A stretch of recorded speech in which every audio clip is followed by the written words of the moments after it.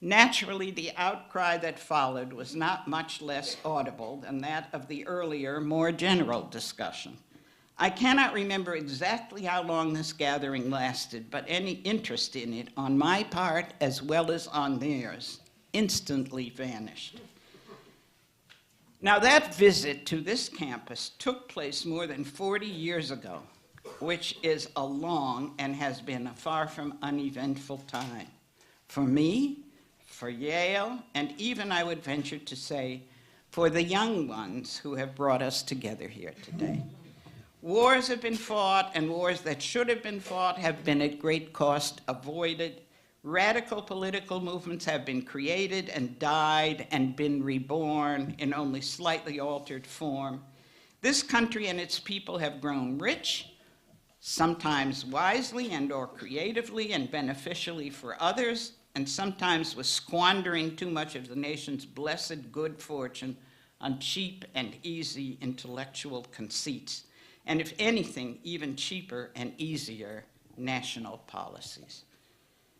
Please do not misunderstand me. I don't mean to sit here this afternoon and bedevil you about all the dreadful goings-on among my neighbors, like one of those classic old lady scolds of the neighborhood that I am every day growing more, at least physically, to resemble. Actually, though it is important to remember that in matters political, and even more so in matters ideological, no victory is ever more than temporary. One has reason to be full of hope and cheer for the lasting influence of the ideas so brilliantly nurtured and tended by William Buckley, along with others on this platform and in this room in Washington and many places over the country.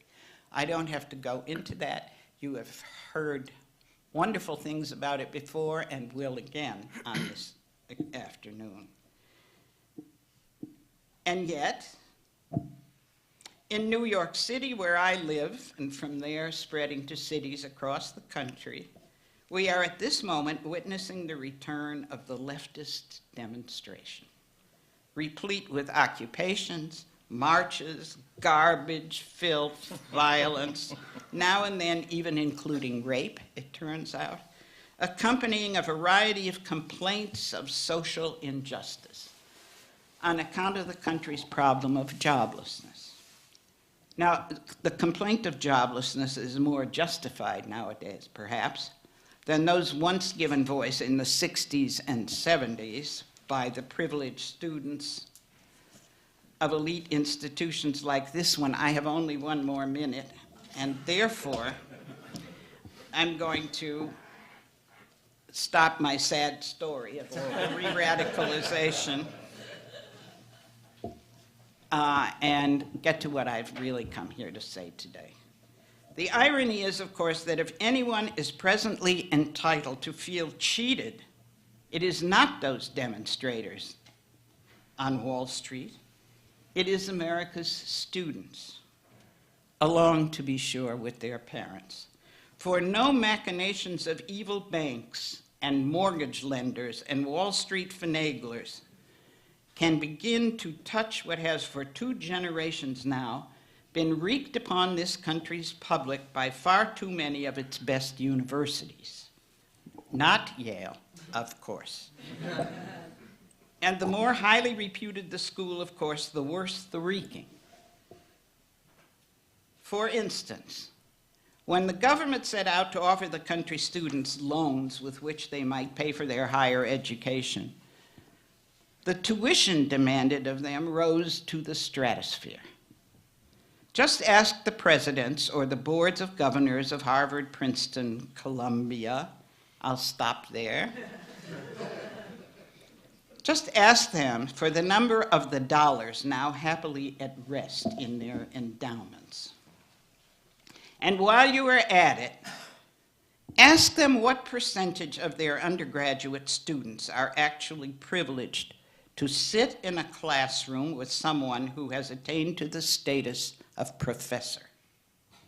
Ask them what percentage of that which is purveyed to students, even in such a condition of special privilege, is derived from any serious and time-honored intellectual or literary tradition, rather than some currently and fleetingly fashionable transatlantic fad or currently sanctioned political slogan.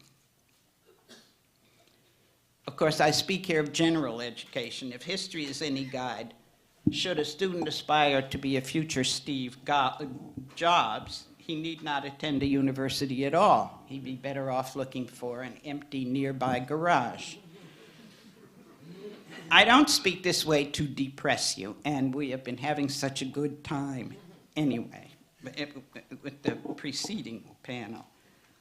Some weeks ago, I did reread God and Man at Yale, a brilliant book, and of course nothing less than a tour de force when one considers both the condition of the country when it was written and its author's age.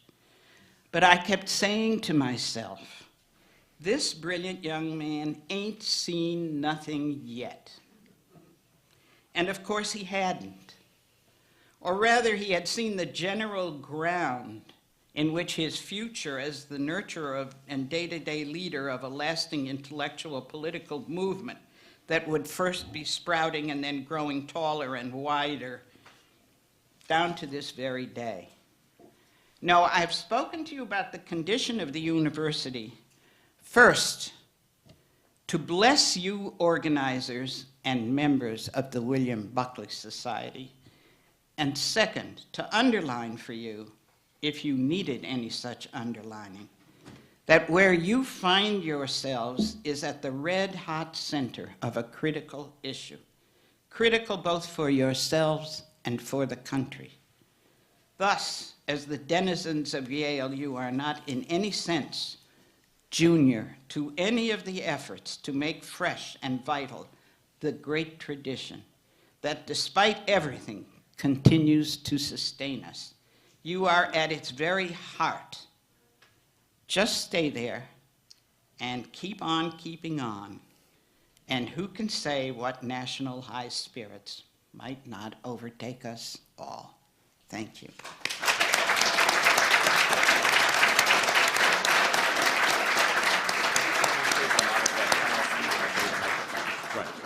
Thank you, Midge.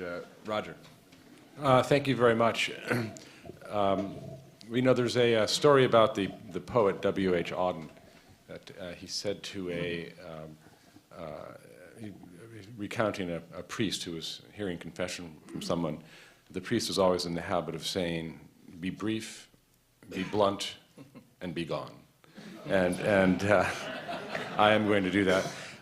It is not true that that I'm wearing this sling because of some altercation with an heir to George Bundy or T.M. Green or any of the other spoiled professoriates that weighed in on God and Man at Yale.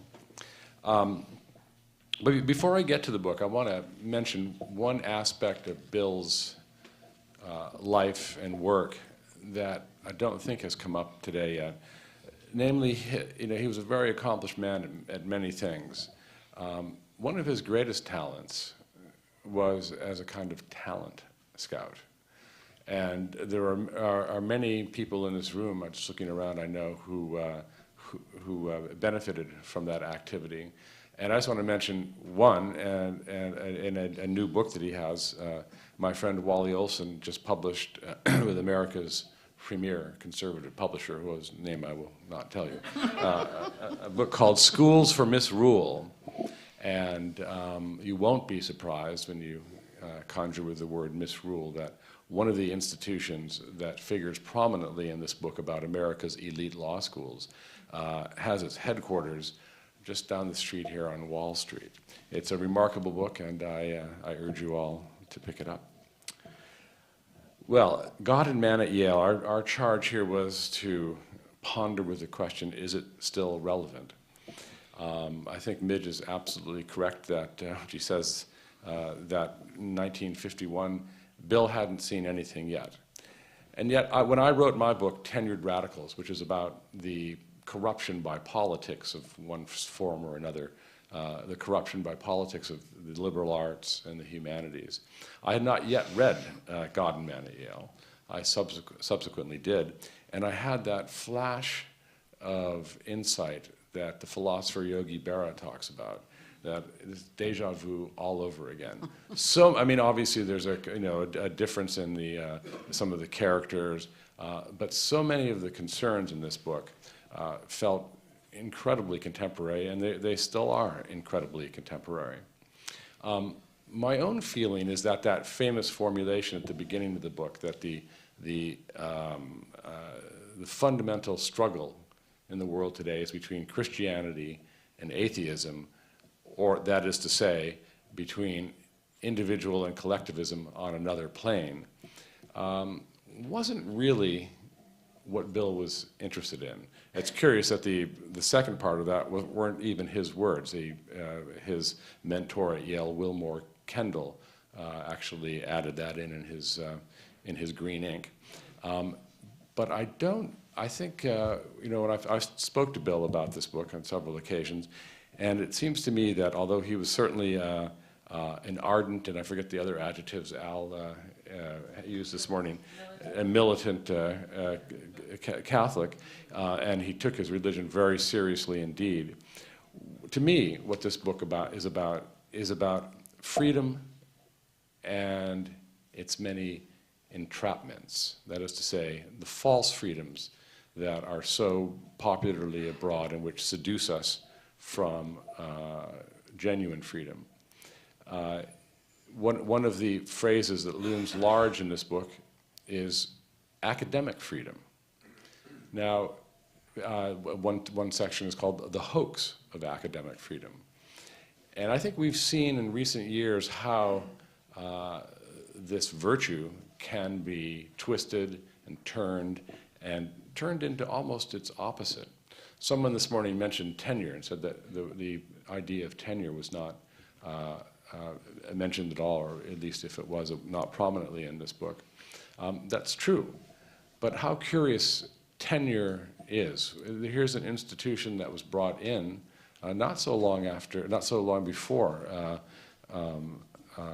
Bill Buckley wrote this book, and it was meant to be an institution that would safeguard academic freedom and encourage the diversity of opinion. Well, where are we now with the institution of tenure? At many institutions I know, including this one, tenure is largely an institution to enforce intellectual conformity on any contentious issue. And then when you think about it, you realize that although I'm sure that Yale, like most other colleges, that you can't open any official publication without running into the word diversity, which of course is a good thing, you realize that what they mean by diversity is a curious kind of intellectual and moral conformity. If you agree, it's free speech for us, for the liberal consensus, but not for you, not for anyone who dissents from that liberal orthodoxy. And just a couple of years later, after God and Man at Yale, when Bill started National Review, his inaugural editorial has been mentioned a few times, but he said National Review will be out of step in the same way that the New York Times, Henry Steele Commager, and the League of Women Voters, and he could have gone on and on, are in step. In other words, here was a magazine that was going to challenge the liberal consensus about a whole host of things, whether it was foreign policy, manners and morals, what a real education meant, and I think the magazine has done a very good job of doing that.